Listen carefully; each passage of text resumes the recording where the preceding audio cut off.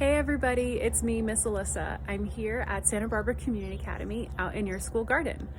I come every so often to check on the plants and make sure they have everything they need to stay happy and healthy. Sometimes I harvest and sometimes I even put new plants in the ground. I am really excited to take a couple minutes today to show you all that's happening out at your school garden.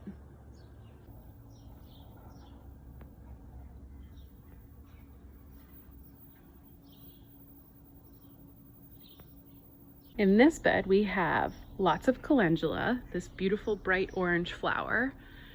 We have some radish that has gotten very large and older, and so it's going to start to make some flowers and seeds. I think we're going to let this one go and watch how it changes over time. I'm sure some of you remember the radishes that we harvested and ate. They were strong and spicy, and some of us loved them and some of us not our favorite. So we have a leftover radish that is going to flower soon and then make seeds for us. We have our calendula. We have volunteer sunflowers that are popping up. A volunteer is something that you haven't planted yourself. It just started growing on its own. A seed landed in the soil and had everything it needed to germinate and start growing. And I just decided to leave them here. So we have some chard in the front of this garden bed. This is a leafy green that you can eat. You can eat it raw or you can saute it. It has these beautiful colored stems. So we also have, there's some fennel that has also volunteered itself. There's a chamomile plant that has popped up. There is a tomato that has also volunteered itself. More calendula over here, and popping out of the corner is this lovely plant called borage. Some of you have probably tasted the flowers while you were out in garden. They are sweet and taste a little bit like cucumbers, and the bees absolutely love visiting these plants, so they're great to have in the garden. And then of course what we were growing here was the carrots. So I actually harvested a carrot just now and it's perfect. It still has some soil on it. Covered in, beautiful, beautiful dirt, and it is quite large and probably very delicious. So good job to all of you who helped take care of this garden bed and enjoyed watching it grow. Okay, on to some of the other beds. We have lots of kale growing. This is a curly kale. We can eat the leaves of this wonderful vegetable, so good for you. And it's doing really, really well.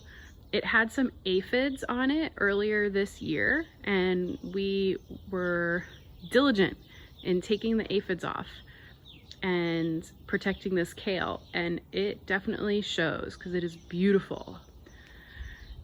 These are some new plants. These are some zucchini or summer squash.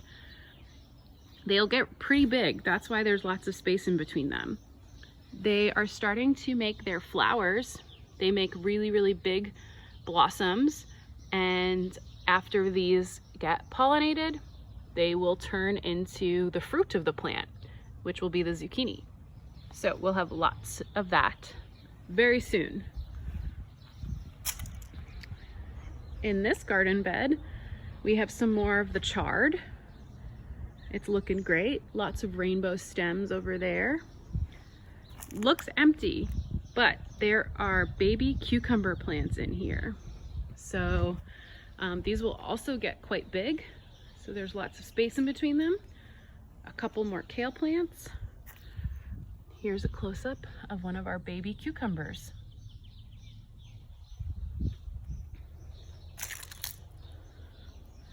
Our beautiful herb garden.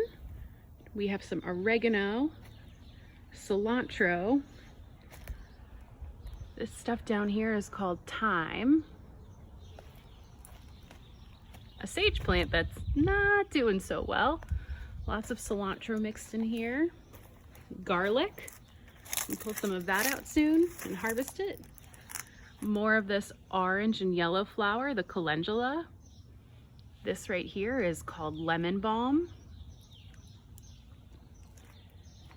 And more of this beautiful purple flower that we can eat and the bees love, called borage. All right, does anybody recognize this garden bed? This is the garden bed that has the strawberries in it. And right now they are being protected by the fava beans.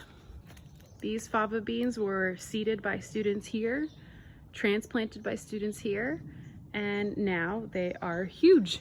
They have flowers all over them, which you can also eat. Soon they will have very large beans on them, and I can't wait to show you. Wheat. This is the plant that used to just look like a whole bunch of grass, and we often thought they were weeds, but it has gone older and more mature, and the seed heads have started to develop on these. So if you look closely, you can see all those seeds right there. Over time, those will start to dry out and get brown in color.